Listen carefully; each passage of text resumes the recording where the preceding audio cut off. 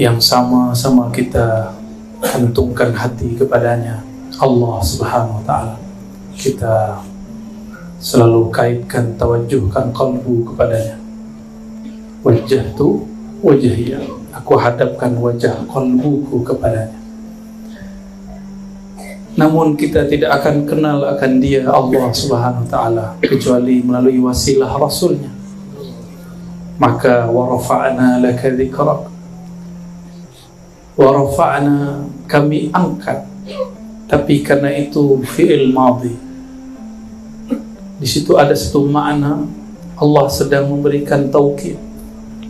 Wa rafa'na, sungguh kami angkat bagi engkau hai Muhammad dzikrak. Apa kata Imam Al-Qadhi Iyad dalam kitab Asy-Syifa? Ya'ni ja'altu zikraka min dzikri. Aku jadikan apabila ada seorang hamba ingat akan engkau hai Muhammad, itu bagian daripada berzikir kepada akan aku. Maka apabila kita sebut Allahumma salli ala Sayyidina Muhammad, itu zikrullah. Karena kalau bukan pintu Nabi Muhammad sallallahu alaihi wasallam, la na'rifullah, kita tidak akan kenal Allah. Oleh karena itu salawat itu wajib, lebih wajib dari semua. Jika tidak ada Nabi, tidak ada salat. Tidak ada Nabi, tidak ada turun Al-Quran.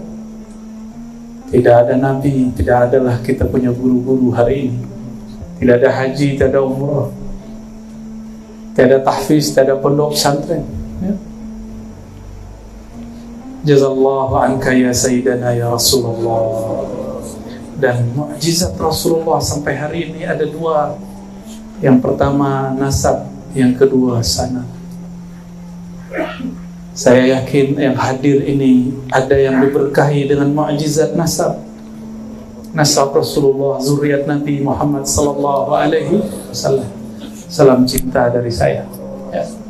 Saya pecinta habaib, pembela zuriat Rasulullah sallallahu alaihi wasallam, tapi dengan manhaj ahlus sunnah. Tidak hulu, tidak juga berlebihan, tidak juga boleh berkekurangan. Dan juga mukjizat yang kedua, sanad. Maka tuan-tuan guru yang di hadapan kita ini, mereka memegang sanad Rasulullah SAW. Dan syukur, lebih-lebih syukur jika ada yang pegang dua-duanya. Dia dapatlah nasab, dapat juga sanad, ya. Saya bukan zuriat Nabi Muhammad, tapi zuriat Nabi Adam. Allahumma salli ala Sayyidina Muhammad. Waktu saya ke Magelang, Purworejo, saya minta antar kepada ashab ikhwan kita di sana, tolong antar saya kepada Maulana Syekh Taifur. Alhamdulillah diantar. Kita ambil barakah sanadnya lah, silsilah dan ijazahnya. Kiai Taifur ini juga ijazahkan saya Thariqah Idrisiyah. Dia bersambung juga saudara. Tapi saya dari kecil mengamalkan Naqsyabandiyah dan Samaniyah, Khalidiyah, ya. Kalau di Indonesia kita menyebutnya Thariqah Mu'tabarah. Maksudnya thariqah yang sahihah, bersambung sanad silsilahnya kepada para imam dan Rasulullah SAW, ya. Dulu di masa-masa azaliyah kita sudah pernah berkumpul merindukan Rasulullah SAW. Maka sekarang keluarlah kalimatnya, ayuhal mushtaqun, wahai para perindu, sebutlah namanya Sayyidina Muhammad SAW. Saya bertemu seorang wali Allah, dia bagilah satu ilmu. Ar-Razi, tahukah engkau kenapa ada habib, ada ulama tapi bukan habib? Saya pengen tahu, kenapa itu tuan-tuan? Kata beliau, ini wali mastur, ya, wali tak mau dikenal juga. Al-masyhur bi barakatil mastur. Orang masyhur karena ada di backup oleh orang-orang yang mastur tersembunyi. Maka kita selalu kunjungi mereka, minta doa mereka. Kita tiadalah apa-apa kalau bukan doa keberkahan mereka. Apa kata dia? Dulu di masa azaliyah, azaliyah itu masa pramasa, masa sebelum ada alam, ya. Belum ada alam ini, belum ada langit, belum ada bumi.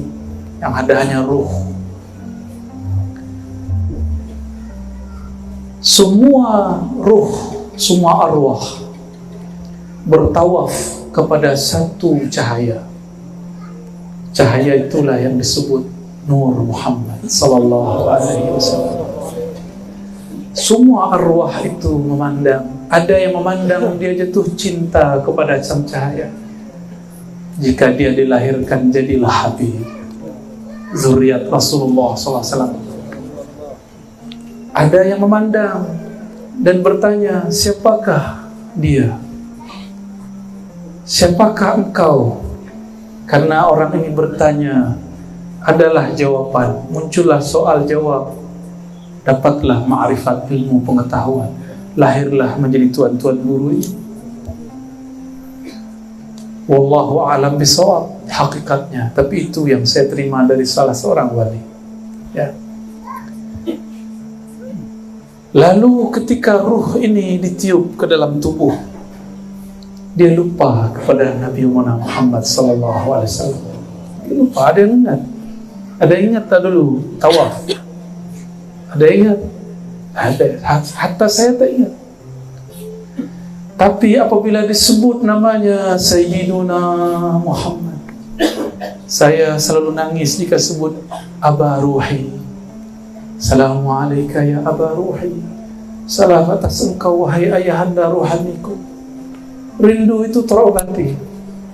Apabila kita jauh dari kampung, lalu kita teringat ayah, teringat ibu, nangis tak?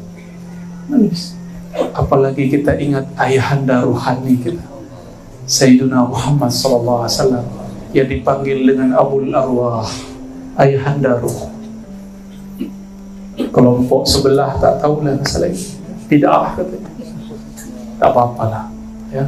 Pecinta Rasulullah akan dicaci, dimaki sebagaimana Rasulullah dicaci, dimaki. Akan dianggap sesat sebagaimana Rasulullah dulu dianggap sesat. Akan dituduh gila, majnun, dituduh disihir, dihipnotis sebagaimana Rasulullah dituduh gila dan dihipnotis, disihir. Sama akan terjadi. Ada satu soalan yang jadi yang sering dipermasalahkan para ustadz, para mufti dari dulu. Masa mana mungkin Rasulullah hadir dalam sholawat? InsyaAllah. Rajul mahjub, ba'id, orang ini terhijab jauh dari Rasulullah SAW. Bagi dia Rasulullah jika mati habis, sama dengan manusia biasa. Alhamdulillah. Apa dia lupa? Dalam hadis sahih, jika dia belajar Sunan Abi Daud, kami alhamdulillah dulu khatam Sunan Abi Daud, Kutubus Sittah, Sahih Bukhari, Sahih Muslim, Sunan Abu Daud. Di Sunan Abu Daud disebutkan, apabila ada orang berselawat kepadaku, raddallahu alayya ruhi, Allah kembalikan ruhku, fa'arudda alaihi salam, aku akan balas salam. Maka tadi tuan-tuan, puan-puan mengatakan Assalamualaikum ya Rasulullah. Rasulullah jawab. Bagi orang-orang yang sudah cinta, cinta itu ada di alam bawah sadar. Alam bawah sadar itu alamnya mimpi. Tapi jika orang cinta, dia akan melihat yang di alam mimpi, tapi dia dalam keadaan jaga. Itulah makna hadis yang sahih. Hadis Sahih Bukhari, ada di Muslim, ada di Sunan-Sunan, kitab-kitab besar. Man ra'ani fil manam fasayarani yaqazah. Siapa yang memandangku dalam keadaan mimpi, dia akan diberi kesanggupan memandangku dalam keadaan jaga. Maka yang ingkar terhadap ini, barangkali dia tidak pernah melihat Nabi dalam mimpi. Maka kita tidak akan hina balik dia, walaupun dia hina kita. Adab Rasulullah tidak menghina orang jahil. Tinggalkan mereka. Tidak usah berdebat, berjidal, ya, mengeraskan kolbu. Maka salah satu suluk yang saya amalkan adalah tarkul jidal, meninggalkan berdebat. Semua bahasanya berdebat, berbantah-bantahan. Wa in kunna haqqan, wa in kunna minal muhiqqin. Meskipun kita orang yang benar, merasa benar, kita menghindari hal-hal seperti itu. Ya, jadi tidak usah debat. Ada orang ajak debat, cukup katakan Allahumma sholli ala Sayyidina Muhammad, selesai. Ya, maka beruntunglah para perindu Rasulullah SAW. Allah itu tidak dapat digambar, karena ia tiada di satu tempat. Laisa fi makan, la yahullul hawadis, tidak menempati apa saja. Dialah yang menciptakan apa saja. Man ayyana al-aina fala yuqalu lahu aina. Siapa yang menciptakan tempat, ruang, maka dia tidaklah bertempat. Tidak pantas orang menanyakan di mana Allah. Lalu bagaimana dengan hadis Imam Muslim? Itu riwayat ahli hadis. Riwayat ini mesti dimaknai sesuai dengan kaidah yang ada di Quran.